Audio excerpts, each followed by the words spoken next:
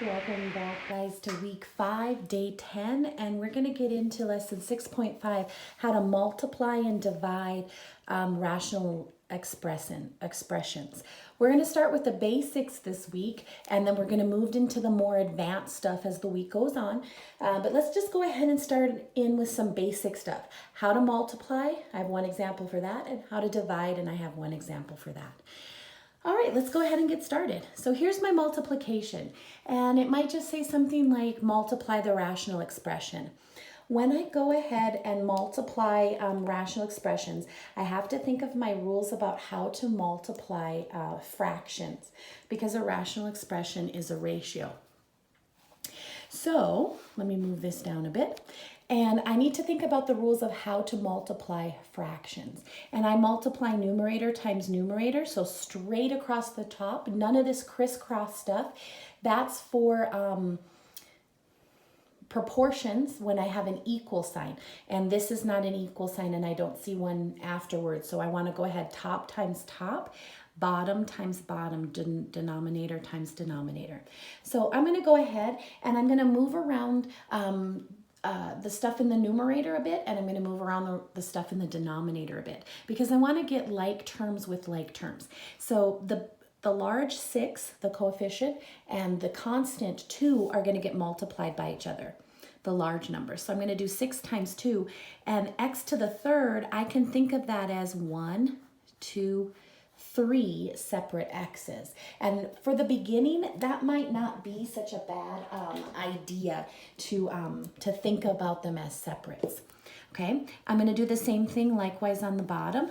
5 times 3, so my constant times my coefficient, because they're both large numbers, times, and now any of the variables that show up. Okay. So now I have this, and I can go ahead and actually do the multiplying next. 6 times 2 is 12, and I'm going to keep the 1, 2, 3 x's, and 5 times 3 is 15, and I'm going to keep the x. So what I've done here is just gone ahead and done any multiplying of my coefficients and my constants. Now, if they ask you about the domain or where it's undefined, you want to look right here. This is where we are undefined.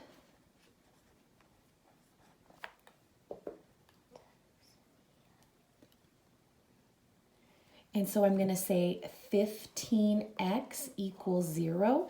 I divide by 15. 0 divided by 15 is 0. So there would be my undefined term. I can go ahead and cancel out an x with an x. So these two would cancel each other out. And I can divide 12 by 15.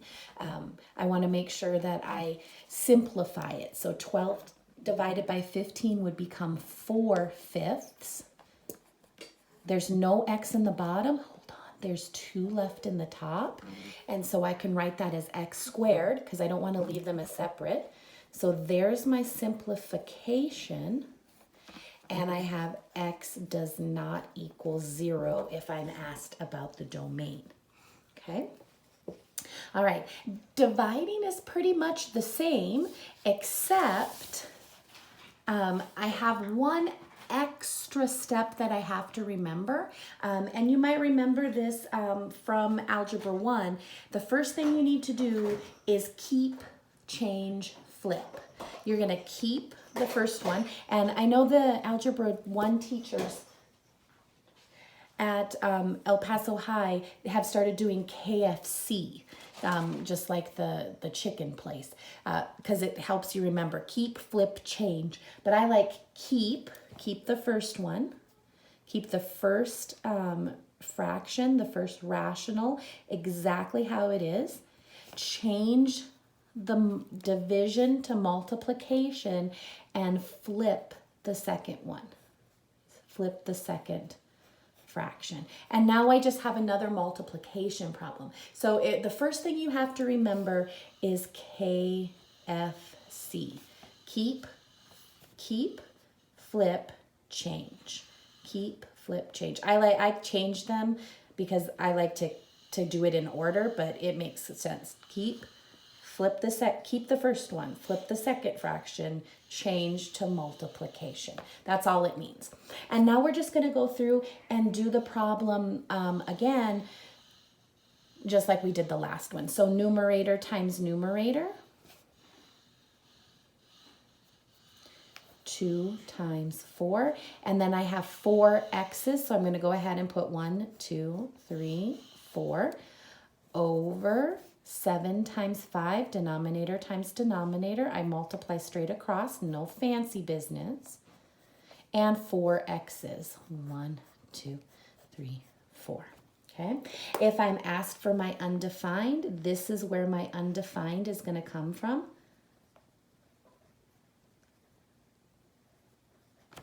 So 7 times 5 is 35. X to the 4th equals 0. I'm going to divide by the 35, giving me x to the 4th equals 0. I get rid of the 4th just like I get rid of x squared with a root, but a 4th root. And when I take the 4th root of x to the 4th, or when I take the 4th root of 0, I get 0 because it just stays the same. Okay, let's go back and cancel some stuff out. Maybe my pink pen will work better. So an x on top and bottom cancel each other out. So all my x's have disappeared. Nice. And I just have to do my multiplication. 2 times 4 is 8. 7 times 5 is 35. And I just got to make sure that I think in my head, does that reduce any farther? No, it does not. I double checked in my calculator for you, and I would say x does not equal 0 if I'm asked about a domain, or I'm asked where it's undefined. So you might have picked up that both of my examples today had an undefined term at 0. And you might have also picked up that happened because both of them, when I went here to do the undefined part, had a variable in the bottom, had a variable in the denominator.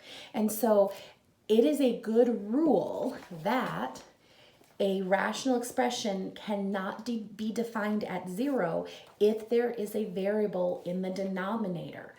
Then it is undefined at 0. If we have a variable in the denominator, you cannot have 0 be a defined term. Go ahead and go on over to Khan Academy and give this multiplication and division rational expressions basic assignment a try, and I'll see you again later. Bye-bye.